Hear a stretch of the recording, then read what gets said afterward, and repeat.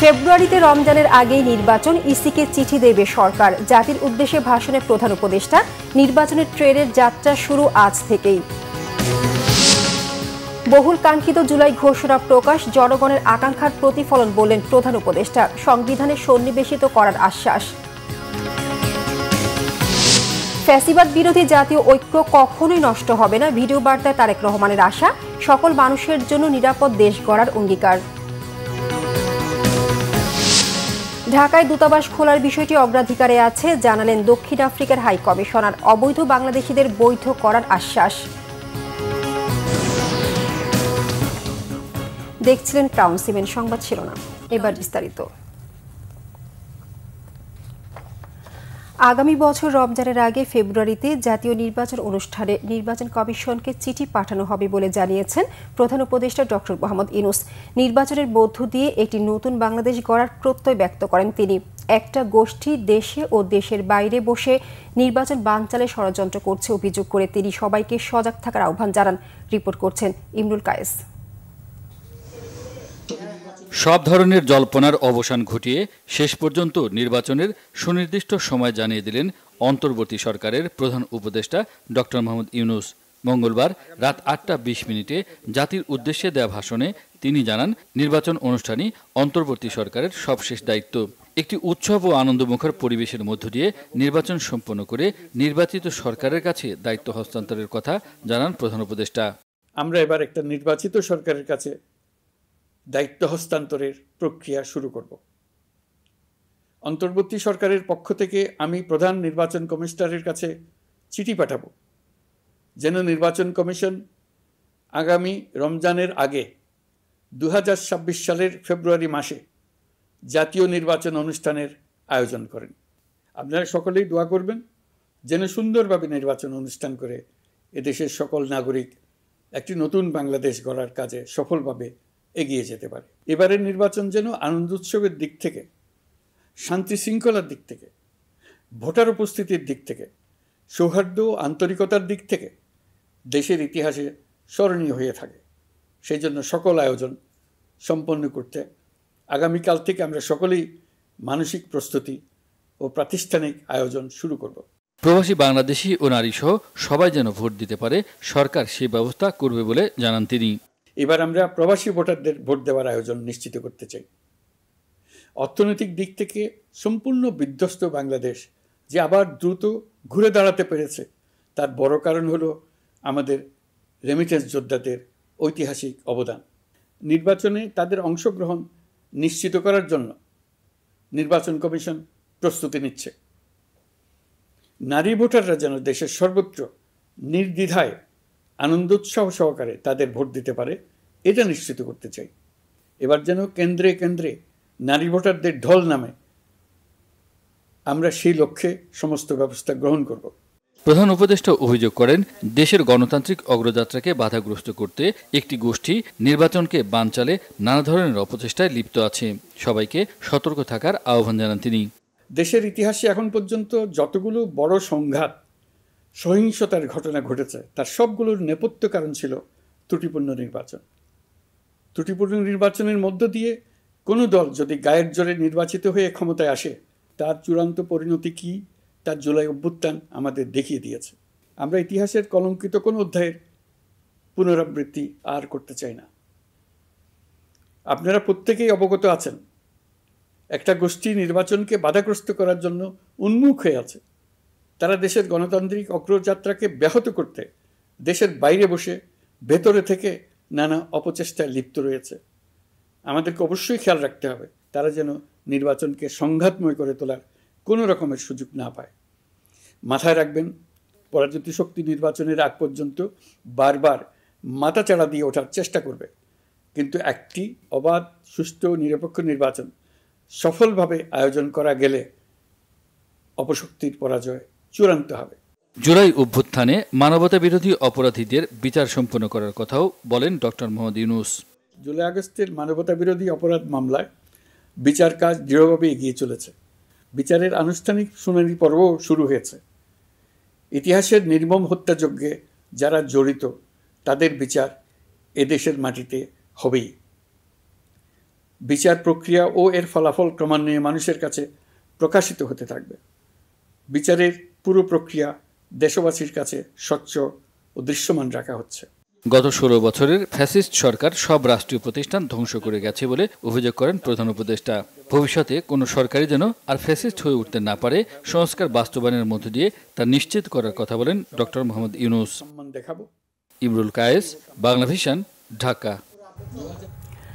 ঘোষণা করা হলো বহুল কাঙ্ক্ষিত জুলাই ঘোষণাপত্র। প্রধান উপদেষ্টা ডক্টর মোহাম্মদ ইউনূস বলেছেন, জুলাই গণ অভ্যুত্থানকে রাষ্ট্রীয় ও সাংবিধানিক স্বীকৃতি দেয়া হবে। পরবর্তীতে নির্বাচিত সরকার সংস্কারকৃত সংবিধানের তফসিলে এই ঘোষণাপত্র সন্নিবেশিত করবে। রিপোর্ট করছেন সিকান্দার রেমান। স্বৈরাচার শেখ হাসিনার পতন ও পলায়নের প্রথম বর্ষপূর্তির দিন জাতীয় সংসদ ভবনের দক্ষিণ প্লাজা ও মানিক মিয়া এভিনিউয়ে জুলাই ঘোষণাপত্র পাঠ উপলক্ষে বর্ণাঢ্য আয়োজন করা হয়। মোট 28টি ধারায় ডক্টর মোহাম্মদ ইউনূস এ ঘোষণাপত্র পাঠ করেন, যার প্রথম ধারায় 1971 সালের 26শে মার্চ স্বাধীনতার ঘোষণা, মহান মুক্তিযুদ্ধ, দ্বিতীয় ধারায় সাম্য, মানবিক মর্যাদা ও সামাজিক সুবিচারের ভিত্তিতে উদার গণতান্ত্রিক রাষ্ট্র বিনির্মাণের আকাঙ্ক্ষাকে বাস্তবায়নের জনগণের সর্বোচ্চ ত্যাগের কথা উল্লেখ করা হয়। 3 ও 4 ধারায় 1972 সালের সংবিধানের কাঠামোগত দুর্বলতার কথা বলেছেন প্রধান উপদেষ্টা। স্বাধীন বাংলাদেশের 1972 সালের সংবিধান প্রণয়ন পদ্ধতি এর কাঠামোগত দুর্বলতা ও অপপ্রয়োগের ফলে স্বাধীনতা পরবর্তী আওয়ামী লীগ সরকার মুক্তিযুদ্ধের জন আকাঙ্ক্ষা পূরণে ব্যর্থ হয়েছিল এবং গণতন্ত্র ও রাষ্ট্রীয় প্রতিষ্ঠানগুলোর কার্যকারিতা ক্ষুণ্ণ করেছিল। এবং যেহেতু স্বাধীনতা পরবর্তী আওয়ামী লীগ সরকার স্বাধীনতার মূল মন্ত্র গণতান্ত্রিক শাসন ব্যবস্থার বিপরীতে বাকশাল নামে সাংবিধানিকভাবে একদলীয় শাসন ব্যবস্থা কায়েম করে। 5ম থেকে 15তম ধারা পর্যন্ত 1990 সালের গণ অভ্যুত্থান 1-11 ষড়যন্ত্রমূলক ব্যবস্থার মাধ্যমে বাংলাদেশে শেখ হাসিনার একচ্ছত্র ক্ষমতা, আধিপত্য ও ফ্যাসিবাদের পথ সুগম করার বিষয়টি উল্লেখ করেন প্রধান উপদেষ্টা।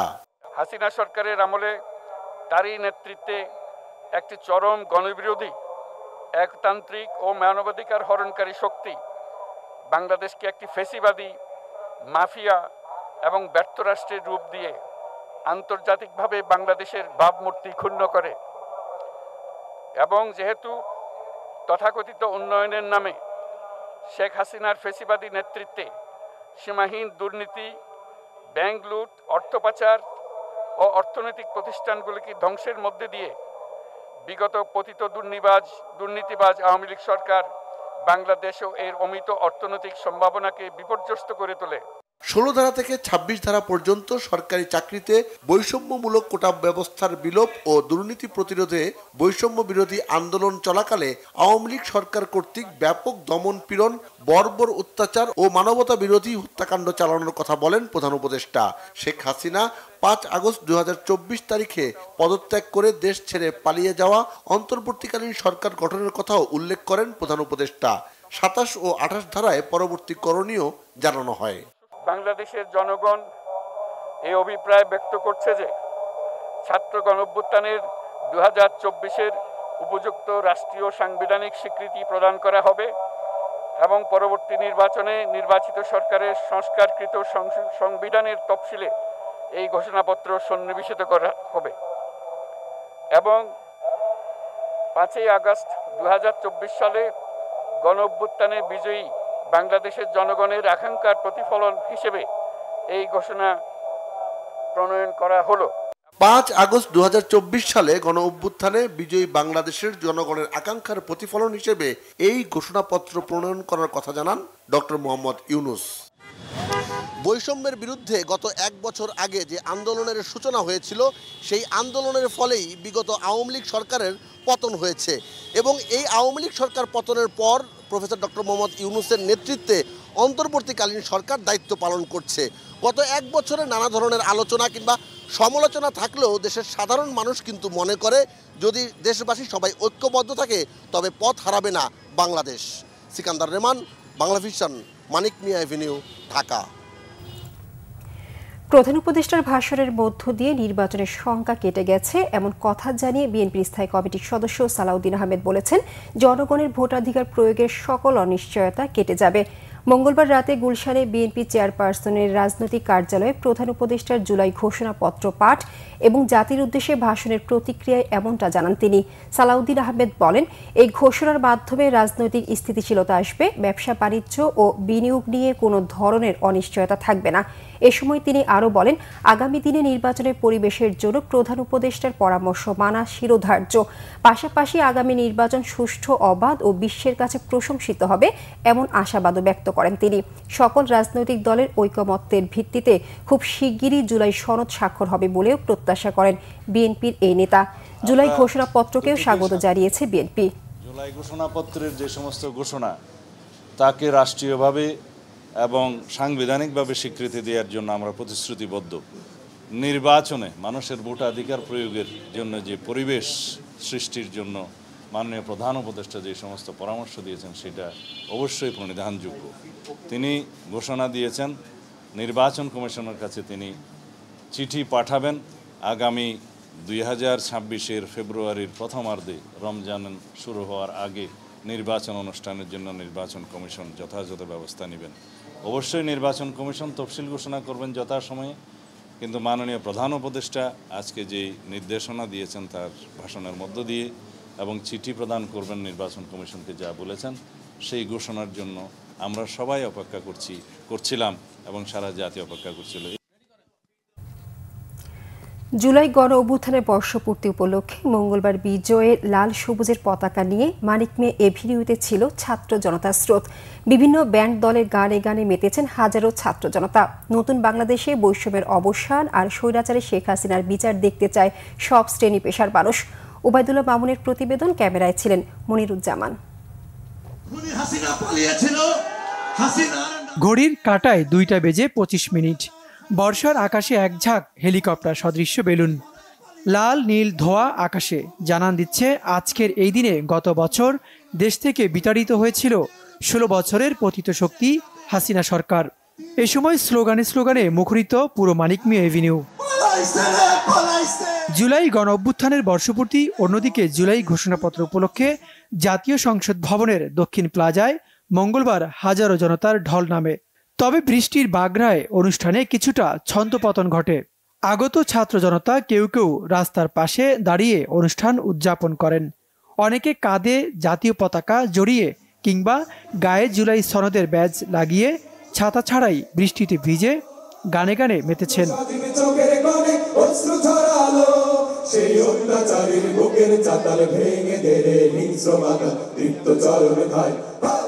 অনেকে এসেছেন একা, কেউ বা পরিবার নিয়ে জাতীয় পতাকা গায়ে জড়িয়ে কিংবা হাতে ধরে, কেউ দাঁড়িয়ে আছেন চুপচাপ, কিন্তু চোখে মুখে স্পষ্ট প্রত্যয়ের ছাপ। গত 1 বছরে অনেক আশা নিরাশা থাকলেও স্বৈরাচার মুক্ত বাংলাদেশ, এটি তাদের কাছে গর্বের। এবং আমাদের তরুণ প্রজন্মের ভাষা আমাদের রাজনীতিবিদদের, আগামী রাজনীতিবিদদের বুঝতে হবে, সেই পদক্ষেপ নিতে হবে, এটা আমি আশা করি। সেই সাথে আমরা এটাও আশা করেছিলাম যে আমরা নতুন বাংলাদেশ যাদের বিনিময়ে পেয়েছি, যাদের রক্তের বিনিময়ে, যারা জীবন দিয়ে, যারা নিজেদের রক্ত দিয়ে আমাদের নতুন বাংলাদেশ দিয়েছিল, তাদের হত্যাকারীদের আমরা একটা দৃষ্টান্তমূলক বিচার দেখব। তো আগামীতে এরকম কোনো স্বৈরাচার, কোনো ফ্যাসিস্ট, কোনো খুনি যেন এরকম জন্ম না নিতে পারে, এরকম একটা ঘোষণাপত্র আমরা চাই, এরকম একটা সনদ আমরা চাই। নতুন বাংলাদেশে বৈষম্য বিলোপ করে সাম্যের বাংলাদেশ দেখতে চায় তরুণরা। নতুন বাংলাদেশে দ্রুত সময়ে গণহত্যার দায়ে শেখ হাসিনার বিচার দাবি করেন তারা। হচ্ছে যে এমন একটা বাংলাদেশ যেখানে গরিবের ছিল ডাক্তার হতে পারবে, ইঞ্জিনিয়ার হতে পারবে, আপনার শিল্পপতি, শুধু বড়লোকের ছেলেরা, ধনীরা, শুধু ধনীরা, গরিবের ছেলেরাও হতে পারবে। প্রত্যেকটা মানুষ এরকম উদযাপন করে এই শেখ হাসিনা, খুনি হাসিনাকে এরকম ফাঁসির মঞ্চে ঝুলাবে। বৃষ্টি ভেজা এই সমাবেশ যেন হয়ে উঠেছে এক প্রতীকী প্রতিবাদ, যেখানে প্রাকৃতিক বাধাও দমিয়ে রাখতে পারেনি মানুষের ন্যায্য দাবির আকাঙ্ক্ষাকে। গত বছর ছাত্র জনতার অভ্যুত্থানের মধ্য দিয়ে বাংলাদেশ থেকে বিদায় নেয় গত 16 বছরের স্বৈর শাসনের দিনটিকে স্মরণীয় করে রাখতে অন্তর্বর্তী সরকার এবছর জুলাই ঘোষণার মধ্য দিয়ে ইতিহাসে জায়গা করে নিল বাংলাদেশ। ওবায়দুল্লাহ মামুন, বাংলা ভিশন, ঢাকা। বিএনপির ভারপ্রাপ্ত চেয়ারম্যান তারেক রহমান বলেছেন, মায়ের চোখে বাংলাদেশ যেমন তেমন একটি বাংলাদেশ গড়তে চান, যেখানে দল মত ধর্ম বর্ণ নির্বিশেষে প্রতিটি মানুষ নিরাপদ থাকবে। এক ভিডিও বার্তায় তিনি একথা বলেন। আহমেদ সরওয়ারের রিপোর্ট। ছাত্র জনতার গণ অভ্যুত্থানে 2024 সালে বাংলাদেশ ছেড়ে পালিয়ে যান তৎকালীন প্রধানমন্ত্রী শেখ হাসিনা। সেই দিনের বর্ষপূর্তি উপলক্ষে লন্ডন থেকে এক ভিডিও বার্তায় বিএনপির ভারপ্রাপ্ত চেয়ারম্যান তারেক রহমান বলেন, রাহুমুক্ত বাংলাদেশের এই দিনটিকে অন্তর্বর্তীকালীন সরকার জুলাই গণ অভ্যুত্থান দিবস হিসেবে ঘোষণা করেছে। দাবিদার মুক্ত বাংলাদেশের জনগণ প্রতি বছর এই দিনটিকে স্বাধীনভাবে সানন্দে সরকারি ছুটির দিন হিসেবে উপভোগ করে স্বাধীনতা এবং গণতান্ত্রিক রাজনৈতিক অধিকার চর্চার নতুন অঙ্গীকারে উদ্বুদ্ধ হবে। 5ই আগস্ট, আজ থেকে ঠিক 1 বছর আগে 2024 সালের এই দিনে ফ্যাসিস্ট বাংলাদেশ ছেড়ে পালিয়েছে। রাহমুক্ত হয়েছে বাংলাদেশ। স্বাধীনতা প্রিয়, গণতন্ত্র প্রিয় জনগণের জন্য দিনটি আনন্দের, দিনটি বিজয়ের। 21 শতকের এই বাংলাদেশে পলাতক স্বৈরাচার এক বিভীষিকার রাজত্ব কায়েম করেছিল। গুম, খুন, অপহরণ, হামলা, মামলা, নির্যাতন, নিপীড়নকে সাধারণ এবং স্বাভাবিক ঘটনায় রূপান্তর করেছিল। এই ফ্যাসিবাদের বিরুদ্ধে 1.5 দশকেরও বেশি সময় ধরে চলা আন্দোলনের সময় বিএনপি সহ ভিন্ন দল এবং মতের গণতন্ত্রের পক্ষের শক্তির লাখো কোটি নেতাকর্মীর জন্য দেশকে নরকে পরিণত করে রাখা হয়েছিল। বিচার বিভাগ, নির্বাচন কমিশন সহ দেশের সকল সাংবিধানিক বিধিবদ্ধ প্রতিষ্ঠানকে অকার্যকর করে দেওয়া হয়েছিল। সংবিধান উপেক্ষা করে মানুষের ভোটের অধিকার কেড়ে নিয়ে নির্বাচনী ব্যবস্থাকে প্রহসনে পরিণত করা হয়েছিল। তারেক রহমান বলেন, দেশ ও জনগণের স্বাধীনতা এবং অধিকার প্রতিষ্ঠার জন্য নিজের জীবন বিলিয়ে দিয়ে শহীদগণ দেশবাসীকে ঋণী করে গেছেন। এবার শহীদদের প্রতি সবার ঋণ পরিশোধের পালা। একটি গণতান্ত্রিক বাংলাদেশ প্রতিষ্ঠার প্রথম এবং প্রধান রাজনৈতিক উদ্যোগ হচ্ছে জনগণের সরাসরি ভোটে জনগণের প্রতি দায়বদ্ধ, জনগণের কাছে জবাবদিহিমূলক একটি রাষ্ট্র এবং সরকার প্রতিষ্ঠা। জনগণের কাছে দায়বদ্ধ একটি সরকার প্রতিষ্ঠার জন্য বর্তমান অন্তর্বর্তীকালীন সরকার কাজ করছে। যারা কৌশলে ফ্যাসিবাদী শাসনের সঙ্গে বর্তমান অন্তর্বর্তীকালীন সরকারের তুলনা করতে চান, তাদেরকে স্মরণ করিয়ে দিয়ে বলতে চাই, 5ই আগস্ট বাংলাদেশে যা ঘটেছে এটি শুধু বাংলাদেশ নয়, বিশ্বের ইতিহাসেও মনে হয় নজিরবিহীন। হাজারো শহীদের রক্ত স্নাত রাজপথে ফ্যাসিবাদ বিরোধী অভূতপূর্ব জাতীয় ঐক্য গড়ে উঠেছে। বাংলাদেশে আর কখনোই ফ্যাসিবাদ কায়েম হবে না ইনশাল্লাহ।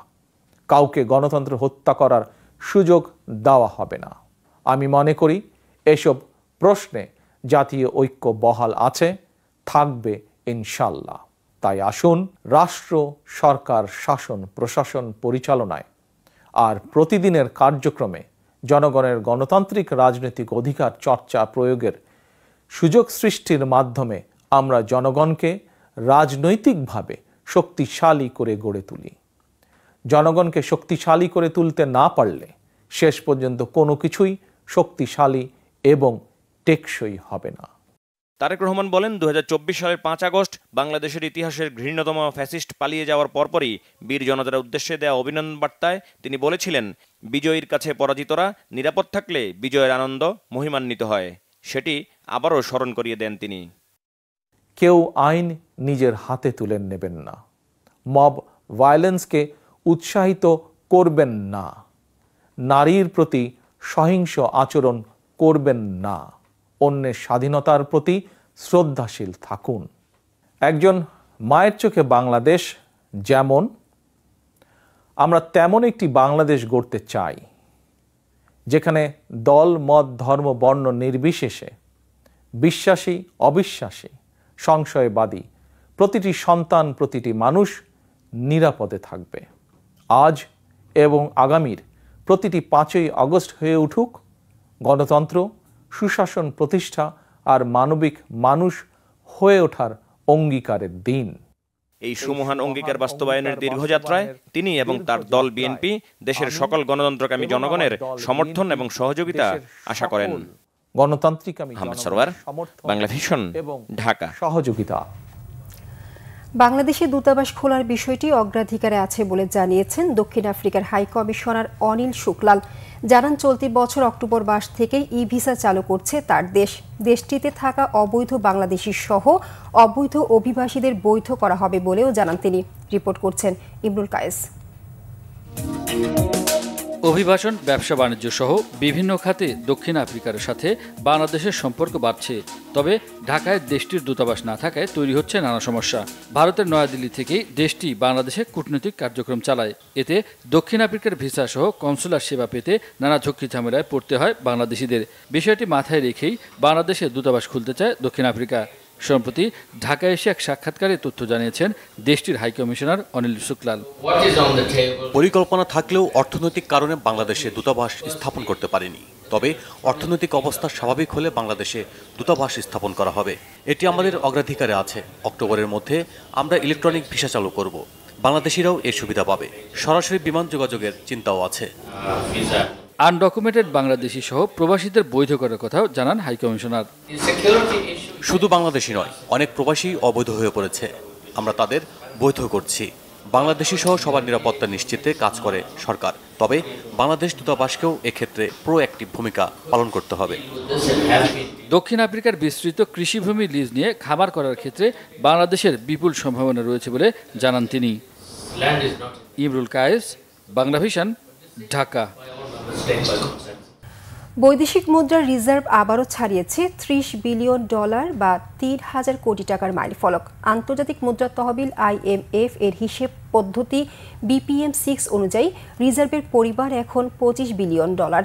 প্রবাসীদের পাঠানো রেমিটেন্স এবং রপ্তানিতে উচ্চ প্রবৃদ্ধির সুবাদে বৈদেশিক মুদ্রার রিজার্ভ বেড়েছে। চলতি অর্থ বছরের প্রথম মাস জুলাইতে দেশে রেমিটেন্স এসেছে $248 কোটি মার্কিন। গত বছর একই সময়ে জুলাই আন্দোলনের মধ্যে প্রবাসীরা তাদের আয় দেশে না পাঠানোর ডাক দিলে ওই মাসে রেমিটেন্স কমে দাঁড়িয়েছিল $191 কোটি মার্কিন। বাংলাদেশ ব্যাংকের কর্মকর্তারা বলছেন, গত কয়েক মাসে বিদেশি সব বকেয়া দায় দেনা পরিশোধ হওয়ায় লেনদেন ভারসাম্যে ইতিবাচক প্রভাব পড়েছে। এর ফলে ডলারের ওপর চাপ অনেকটাই কেটে গেছে। অন্যদিকে বিদেশি ব্যাংকগুলোর আস্থা ফেরায় বৈদেশিক মুদ্রার বাজারে স্বস্তি ফিরে এসেছে বলে মনে করছে কেন্দ্রীয় ব্যাংক। বাংলাদেশি সন্দেহে ধরপাকড়, মারধর, হয়রানির তীব্রতা বেড়েছে ভারতে।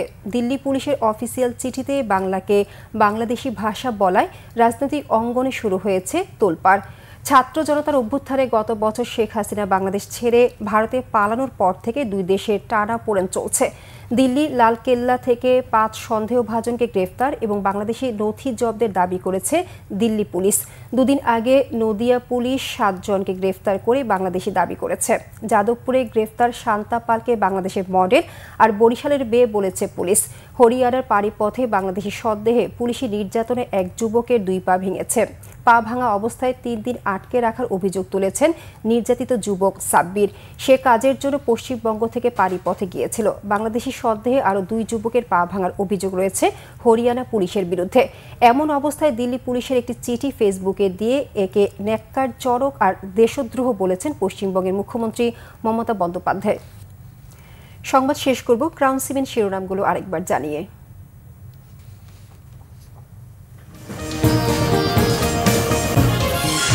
ফেব্রুয়ারিতে রমজানের আগেই নির্বাচন, ইসিকে চিঠি দেবে সরকার। জাতির উদ্দেশ্যে ভাষণে প্রধান উপদেষ্টা, নির্বাচনের ট্রেনের যাত্রা শুরু আজ থেকেই।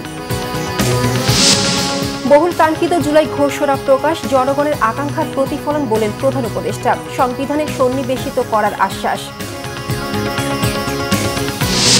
ফ্যাসিবাদ বিরোধী জাতীয় ঐক্য কখনোই নষ্ট হবে না, ভিডিও বার্তায় তারেক রহমানের আশা। সকল মানুষের জন্য নিরাপদ দেশ গড়ার অঙ্গীকার। ঢাকায় দূতাবাস খোলার বিষয়টি অগ্রাধিকারে আছে, জানালেন দক্ষিণ আফ্রিকার হাই কমিশনার। অবৈধ বাংলাদেশিদের বৈধ করার আশ্বাস। এই ছিল এখনকার মতো। পরের সংবাদ সকাল 10টায়, এর আগে 9টায় রয়েছে নিউজ টপ 10 দেখার আমন্ত্রণ রইল। এছাড়া বাংলা ভিশন সংবাদ ও সংবাদ সংশ্লিষ্ট অনুষ্ঠান দেখতে ভিজিট করুন www.bbts24.com ও facebook.com/banglavisionnews এবং সাবস্ক্রাইব করুন youtube.com/banglavisionnews। ধন্যবাদ সবাইকে।